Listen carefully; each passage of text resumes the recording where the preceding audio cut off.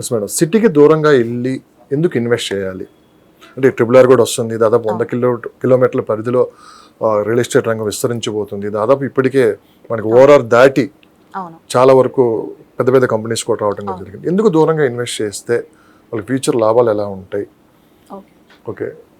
So సిటీకి దూరంగా అంటే సిటీ లిమిట్స్కి వచ్చేసరికి హెచ్ఎండిఏ లిమిట్ అవుతుందండి. సిటీ 50 అంటే ఇప్పుడైతే పెరుగుతుంది, రేడియస్ పెరుగుతుంది. అంతకు బిఫోర్ అయితే 50 కిలోమీటర్ రేడియస్ లోపు హెచ్ఎండిఏ, తర్వాత అదంతా కూడా డిటీసీపీకి వెళ్ళిపోయింది.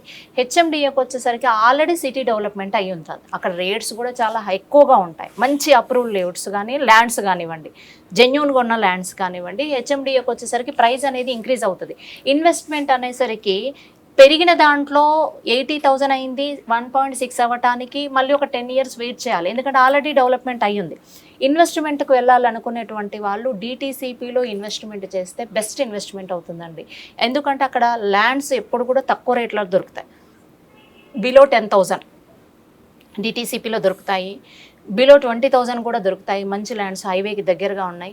ఇన్వెస్ట్ చేయటం ద్వారా ఏమవుతుందంటే రిటర్న్ ఆన్ ఇన్వెస్ట్మెంట్ అనేది ఇక్కడ పెరిగి 10 years వెయిట్ చేసిన దానికి అక్కడ తక్కువ బడ్జెట్లో ఎక్కువ ల్యాండ్ తీసుకొని వితిన్ ద 2 to 3 yearsలోనే మంచి ప్రైస్ అనేది ఇంక్రీజ్ అవ్వడానికి స్కోప్ ఉందండి డిటీసీపీలో కొనుక్కుంటే కనుక. సో ఎందుకంటే ఆల్రెడీ గేటెడ్ కమ్యూనిటీసే ఉంటాయి కాబట్టి డిటీసీపీలో కూడా డిటీసీపీ ల్యాండ్స్ ఎప్పుడు కూడా మంచి ప్రైస్లో ఇంక్రీజ్ అవ్వటానికి అయితే స్కోప్ ఉంటుంది. ఇన్వెస్టర్స్ ఇన్వెస్ట్మెంట్ చేయాలి అంటే 5 to 10 years ఇన్వెస్ట్మెంట్ చేయాలంటే డిటీసీపీ చేయండి. ఫార్మ్ ల్యాండ్స్ పై మీ అభిప్రాయం ఏంటి మేడం?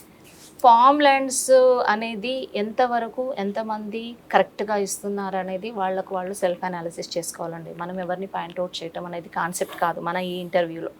సో నాకు తెలిసినంత వరకు. సో యాక్చువల్లీగా గుంట లెక్క ఫార్మ్ ల్యాండ్ అనేది సాధ్యపడుతుందా? బైబ్యాక్ సిస్టమ్ ఎంతవరకు సాధ్యపడుతుంది? ఒక్కసారి మనం వాళ్ళ కష్టార్జితం తీసుకుంటున్నామండి, అది ఎంతవరకు మనం కమిట్మెంట్ ఇవ్వాలి అనేది ఆలోచించుకొని వాళ్ళ విజ్ఞతకి అండి. మనం ఎవరిని కామెంట్ చేయటం కరెక్ట్ కాదు అనేది నా, ఎందుకంటే మనం లైవ్లో ఉన్నాము, అయితే యూట్యూబ్ ముఖంగా మనం చెప్పబోతున్నాం కాబట్టి. సో ఎక్కడ కొంటున్నాము అది నెక్స్ట్ లెవెల్లో. ఫామ్ ల్యాండ్ ఎప్పుడు ఫామ్ ల్యాండే, అది రెసిడెన్షియల్ కాదు. నాలా కన్వర్షన్ ఉండదు, ఎల్ఆర్ఎస్ ఉండదు, ఎల్పి ఉండదు. వీళ్ళు ఏ రకంగా దాన్ని యూజ్ చేయాలనుకుంటున్నారో ఆ ల్యాండ్ అనేది ఇన్వెస్టర్ మీద డిపెండ్ అయ్యి ఉంటుంది. సో మాకు ఓన్లీ ఫామ్ కిందనే వాడాలా, నెక్స్ట్ లెవెల్లో అది రెసిడెన్షియల్గా మారాలంటే నాలా కన్వర్షన్ అవ్వాలి, తర్వాత ఎల్ఆర్ఎస్ ఉండాలి. ఎల్పి లేకున్నా కనీసం ఎల్ఆర్ఎస్ నాలా అయినా అవ్వాలి కదా. సో ఇవంతా ప్రాసెస్ ఎలా జరుగుతుంది, అసలు ఫామ్ ల్యాండ్ అనేసరికి ఎంత దూరం వెళ్ళి కొనుక్కుంటున్నాము, ఇవన్నీ కూడా అనాలిసిస్ చేసుకోవాల్సింది ఇన్వెస్టర్ అండి. అది అమ్మే వాళ్ళది కాదు, ఇన్వెస్టరు కొంటున్నారు కాబట్టి అమ్ముతున్నారు. సో మేడం, రేరా చట్టం వచ్చింది, మీలాంటి చాలామంది అంటే అవేర్నెస్ తీసుకొని వస్తున్నారు, అయినా కానీ ఇంకా మోసపోతూనే ఉన్నారు. అవును. ఎక్కడ మోసపోతున్నారు ఇంకా ఇప్పటికీ? అవును, మీరు అబ్జర్వేషన్ చేసిన దాన్ని బట్టి ఎక్కడ మోసపోతున్నారంటే చెప్పాను కదండి, తక్కువ అమౌంట్కి ఎక్కడ ల్యాండ్ వస్తుంది అనేది అదే జరుగుతుంది. 100% జరుగుతుంది. ఇప్పుడు కూడా మేము ఇంత ప్రాజెక్ట్స్ తీసుకెళ్తే కూడా ఎంత తక్కువకు వస్తుంది అనేది ఆలోచిస్తున్నారు, కానీ అక్కడ ఏమి డాక్యుమెంట్స్ వాళ్ళు ఇస్తున్నారు, ఎంత సర్వీస్ ఇస్తున్నారు అనేది ఎవరు ఆలోచించట్లేదండి. అది ఆలోచించగలిగితే డెఫినెట్లీ మంచి ల్యాండ్ అనేది ఇన్వెస్టర్ సొంతం చేసుకోవచ్చు, వాళ్ళకు కూడా మంచి రిటర్న్స్ కూడా అవుతుంది. దాదాపు వెస్ట్ సైడే ఇప్పటి వరకు మనం డెవలప్మెంట్ చూసాము. ఈస్ట్ సైడ్ చాలా తక్కువ వచ్చిన ప్రభుత్వాలు, గత ప్రభుత్వాలు పెద్దగా పట్టించుకోలేదు. అందుకే కొత్త ప్రభుత్వం వచ్చింది, రేవంత్ రెడ్డి గారు అయితే ఈస్ట్ వైపు కూడా డెవలప్మెంట్ చేయాలంటున్నారు. బట్ మొత్తం మీద వెస్ట్ పక్కన పెడితే సో ఈ చుట్టుపక్కల ఈస్ట్ కానీ నార్త్ ఈస్ట్ కానీ ఇటంతా ఇన్వెస్ట్ చేయాలంటే ఒక మంచి టాప్ 5 లొకేషన్స్ ఎక్కడ ఉన్నాయంటే మీరు ఏం చెప్తారు? టాప్ 5 అంటే విజయవాడ హైవే బాగుందండి, అండ్ వరంగల్ హైవే కూడా బాగుంది, అండ్ బెంగళూరు హైవే కూడా చాలా ఫ్యూచర్ బాగా ఉండబోయేటువంటి హైవేస్ లో, అంటే మిడిల్ క్లాస్ పీపుల్ కి అందుబాటులో అందుబాటులో అయితే వెస్ట్ సైడ్ కష్టం అండి, ఆల్రెడీ హైప్ అయిపోయింది. వాళ్ళంతా ఇప్పుడు ఇటు చూస్తున్నారు, వరంగల్ హైవే ఒకటి, విజయవాడ ఒకటి. లీస్ట్ తక్కువ బడ్జెట్ లో ల్యాండ్ దొరకాలి, మంచి సెక్యూర్ ల్యాండ్స్ దొరకాలంటే వరంగల్ హైవే బెస్ట్ అండి. ఎందుకంటే షాద్ నగర్ కూడా ఆల్రెడీ ప్రైసెస్ ఇంక్రీజ్ అయిపోయాయి, తక్కువలో రావట్లేదు ఎక్కడ కూడా, ఎందుకంటే ల్యాండ్ రేట్స్ పెరిగిపోయాయి. దానికి ఎవరి చేతిలో ఏం లేదు, అక్కడ డిమాండ్ అలా ఉంది. సో ఆల్రెడీ హైదరాబాద్ వాళ్ళు చాలామంది వెస్ట్ సైడ్ ఇన్వెస్ట్ అయిపోయింది, సౌత్ సైడ్ కూడా అయిపోయింది. ఇక పెండింగ్ ఏంటంటే మనకు ఈస్ట్ సైడ్ చాలా అంటే తక్కువ బడ్జెట్లో ప్రతి మిడిల్ క్లాస్ అని పక్కన పెడితే తక్కువ బడ్జెట్లో ఇన్వెస్ట్ చేయాలి, ఎక్కువ ల్యాండ్ కొనుక్కోవాలనే వాళ్ళకు best investment Warangal highway and Vijayawada highway అయితే డెఫినెట్లీ అవుతుందండి. లాస్ట్ 6 months నుంచి అంటే అసెంబ్లీ ఎన్నికల దగ్గర నుంచి హైదరాబాద్ మార్కెట్ కొంచెం డల్గా ఉంది. అవునండి. దాదాపు రేపు నిన్న పార్లమెంట్ ఎలక్షన్ వరకు ఇదే పరిస్థితి కొనసాగింది, అవును. ఎవరు అవునన్నా కాదన్నా. అవును. కానీ రేవంత్ రెడ్డి గారు ఒక మాట అన్నారు, రేపు పార్లమెంట్ ఎలక్షన్ అయిపోయిన తర్వాత చాలా వేగంగా ఇది డెవలప్మెంట్ అవబోతుంది రియల్ ఎస్టేట్ అని చెప్పి కూడా అన్నారు. ఆ వేగం పెరిగే అవకాశం ఉందే, కొంచెం వెయిట్ చూసి దూరంలో ఏమైనా ఉన్నారంటారా? లేదండి, ఖచ్చితంగా మన రేవంత్ రెడ్డి గారు మంత్రి గారు చెప్పినట్టు అంటే ఎందుకు అంటే ఆయన ఒక మాట అన్నారు, రియల్ ఎస్టేట్ గురించి నాకన్నా ఎక్కువ ఎవరు పెద్దగా తెలియదు, సో నేను అప్పట్లోనే కొన్ని వెంచర్స్ చేశాను, కొన్ని విల్లాస్ కూడా కట్టాను, నాకు పూర్తి అవగాహన ఉంది సిటీ మీద అని చెప్పి కూడా ఒక ప్రత్యేక శ్రద్ధ పెట్టి మేము దీని మీద చేస్తామన్నారు. సో మరి ఈ వేగం పెరిగే అవకాశం ఉందా? పెరిగితే ఇప్పుడు చాలా మంది ఇప్పుడు దాకా వెయిట్ చేసిన వాళ్ళందరూ డబ్బులు తెస్తున్నారు, ఏదో ఒకటి ఎక్కడో సైడ్ కొనాలని చెప్పి, వాళ్ళందరూ ఎటువైపు వెళ్ళాలంటే మీరు ఏం చెప్తారు? నిజం చెప్పాలంటే రియల్ ఎస్టేట్ నుంచి పుట్టినటువంటి వారు మంత్రి గారు. సో ముఖ్యమంత్రి గారు ఆయనకు అనాలిసిస్ తెలుసు. నిజంగా అది చాలా అంటే హ్యాపీగా షేర్ చేసుకోవాల్సిన విషయం అండి, ఇన్వెస్టర్స్కి కానివ్వండి, కంపెనీస్కి కానివ్వండి.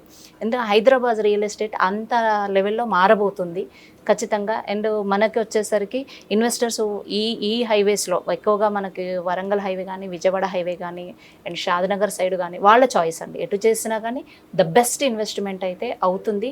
ఎందుకంటే రీసెంట్గా కూడా గవర్నమెంట్ మన మంత్రివర్యులు ముఖ్యమంత్రి గారు అనౌన్స్ చేశారు, ల్యాండ్ రేటు ఇంక్రీజ్ చేయాలి. రీసెంట్ న్యూస్ 1-2 days ఎస్ అండి, ల్యాండ్ రేట్స్ కూడా పెట్టాలి. అది కూడా రియల్ ఎస్టేట్ని బేస్ చేసుకొని కూడా మనం వాళ్ళది కూడా డెవలప్మెంట్. మీ ఆర్టికల్ చదివిన తర్వాత వాళ్ళ ఆలోచన ఎలా ఉందంటే మీరు ఏం చెప్తారు మేడం? మీరు చదివారు కదా ఆర్టికల్, చదివానండి. ఏంటి మేడం గవర్నమెంట్ ఆలోచన ఏ విధంగా? అంటే యాక్చువల్లీ గవర్నమెంట్ అంటే ల్యాండ్ వాల్యూ పెరుగుతూనే కదండి డిమాండ్ అనేది మనకు ఇంక్రీజ్ అయ్యేది. గవర్నమెంట్లో ల్యాండ్ వాల్యూస్ తక్కువగా ఉన్నాయి, వాటిని మనం ఇంప్రూవ్ చేయడం ద్వారా ఇన్వెస్టర్స్ కూడా ఒక హోప్ వస్తుంది, ఓకే నేను మా ఇన్వెస్ట్మెంట్ బెస్ట్ ఇన్వెస్ట్మెంట్ అయ్యింది అనేటువంటి కాన్సెప్ట్. అండ్ గవర్నమెంట్ కూడా ఇన్కమ్ సోర్సెస్ కూడా గవర్నమెంట్లో ఇంకా మనకు తెలియంది ఏముంది, ఎక్కువ ఇన్కమ్ సోర్సెస్ వచ్చేది రియల్ ఎస్టేట్ నుంచి, రిజిస్ట్రేషన్ ఆఫీసుల నుంచి బాగా ఇన్కమ్ గవర్నమెంట్ కూడా రావటం జరుగుతుంది. ఇది మ్యూచువల్ గ్రోత్ అనే చెప్పొచ్చు అండి, మా ఇన్వెస్టర్స్కి కానివ్వండి, కంపెనీ ఓనర్స్కి కానివ్వండి, అండ్ గవర్నమెంట్కి కూడా కానివ్వండి. ద బెస్ట్ ప్లానింగ్స్తో ముందుకెళ్తుంది గవర్నమెంట్ కూడా. అది మా అందరికీ కూడా చాలా హ్యాపీగా షేర్ చేసుకోవాల్సిన విషయం. అంటే ప్రతి సంవత్సరం హైదరాబాద్లో 3 లక్షల మంది ఇక్కడ సెటిల్ అవుతున్నారండి. అవునండి, దాదాపు పాపులేషన్ 1,50,00,000 ఇప్పటికే దాటిపోయింది. కానీ ఇప్పటికీ దాదాపు ఒక 70 నుంచి 80 లక్షల మందికి సొంతింటి కళ కలగానే మిగిలి ఉంది. సో వీళ్ళందరికీ ఇల్లు అవసరం. సో మన ఒక సర్వే సంస్థ కూడా చెప్పిన మాట. సో మరి ఆటోమేటిక్గా ఇందులో మిడిల్ క్లాస్ పీపులే ఎక్కువ ఉంటున్నారు. ఆ కళ కలగానే మిగిలిపోతుందా, లేకుంటే కన్స్ట్రక్షన్ కంపెనీలు కావచ్చు వీళ్ళంతా రేట్లు కొంచెం తగ్గించి వీళ్ళని దృష్టిలో పెట్టుకొని కన్స్ట్రక్షన్ స్టార్ట్ చేసే అవకాశం ఏమైనా అంటారు? డెఫినెట్లీ స్టార్ట్ చేస్తారండి. ఇప్పుడు గవర్నమెంట్ ఇది మార్కెట్ ఫ్రీ అయిన తర్వాత ఇప్పుడు పెద్ద పెద్ద హై రైజ్ అపార్ట్మెంట్లు వాళ్ళ దృష్టిలో అంటే ఎక్కువ ఇన్కమ్ వచ్చే వాళ్ళని దృష్టిలో పెట్టుకునే ఈ బిజినెస్ నడుస్తుంది. మిడిల్ క్లాస్ దృష్టిలో పెట్టుకొని చాలా తక్కువే హైదరాబాద్లో నడుస్తుంది. సో మరి వీళ్ళకి ఏమన్నా ఫ్యూచర్లో ఆ కంపెనీల ఆలోచనలు ఏమైనా మారే అవకాశం ఉందా?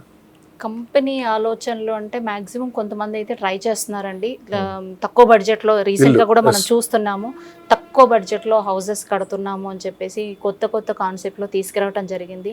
నేను చెప్పే సజెషన్ ఏంటంటే, నా ఎక్స్పీరియన్స్ ప్రకారం నేను చెప్పేది ఏంటంటే, ఏదో మనకు అక్కడ కావాలి ఇక్కడ కావాలి అనేటువంటి ఆశ కోరికలకు వెళ్లకుండా వాళ్ళ దగ్గర ఎంత అమౌంట్ ఉంటే అంత అండి, అప్పు చేసి ఏదో కొనాలి అనే కాన్సెప్ట్ కాకుండా ఎక్కడ వస్తే అక్కడ. మన శోభన్ బాబు గారు చెప్పారు, ఆయన సక్సెస్ కానీ, మురళీమోహన్ గారు ఉన్నారు, మన వాళ్ళని చూస్తున్నాం లైవ్గా. ఎంత దూరంలో ఉన్నా సరే, ఎక్కడ ఉన్నా సరే, వాళ్ళ బడ్జెట్లో ఎక్కడైతే ల్యాండ్ వస్తుందో అక్కడ ఎంతో కొంత ల్యాండ్ కొని పెట్టుకోండి. అది సొంత ఇప్పటికిప్పుడు ఇల్లు కట్టాలనేది కాదు, నెక్స్ట్ లెవెల్లో అది రెసిడెన్షియల్ జోన్గా మారుతుంది. రెసిడెన్షియల్ అయిన తర్వాత మనం కొనలేము. ఇప్పుడు ఒకప్పటికి కుక్కడపల్లిలో ఏం లేదండి, ఇప్పుడు కుక్కడపల్లిలో అసలు మనం కొనే పరిస్థితి లేదు. కోకాపేట కానీ ఎన్ని సిటీ మొత్తం సికింద్రాబాద్ కూడా చాలా ఇదిగా ఉండే. ఈవెన్ ఇవాళ దిల్షు నగర్ కూడా ఒక 30 years 40 years బ్యాక్ అన్నీ కూడా శ్మశానం లాగా ఉండేదని చెప్తుంటారు. ఇవాళ అసలు ల్యాండ్ కొనే పరిస్థితి లేదు, అసలు దొరకట్లేదు. కాబట్టి ఇన్వెస్టర్స్ మిడిల్ క్లాస్ వాళ్ళు ఏదైతే అనుకుంటున్నారో వాళ్ళ బడ్జెట్ ఫ్రెండ్లీలో మ్యాక్సిమం అయితే తీసుకురావడానికి ప్రాజెక్ట్స్ ట్రై చేస్తుందండి. మా జేఎస్ఆర్ గ్రూప్ సన్ సిటీ కూడా మిడిల్ క్లాస్ వాళ్ళని బేస్ చేసుకొని నెక్స్ట్ ఆఫ్టర్ ఒక 6 monthsలో మంచి ప్రాజెక్ట్స్ కన్స్ట్రక్షన్లో కూడా వెళ్ళబోతున్నాం మేము. అండ్ ఇన్వెస్టర్స్ ఏంటి అంటే వాళ్ళ బడ్జెట్ ఫ్రెండ్లీలో వాళ్ళకి ఎక్కడ వస్తే అక్కడ చిన్న అమౌంట్ తోటైనా ఒక ల్యాండ్ కొనిపెట్టుకోండి. 100 గజాలైనా సరే సొంత భూమి అనేది వాళ్ళు కొనిపెట్టుకుంటే ఆ సొంత ఇంటి కళ అనేది ప్రతి ఒక్కరికి నిజమవుతుందండి.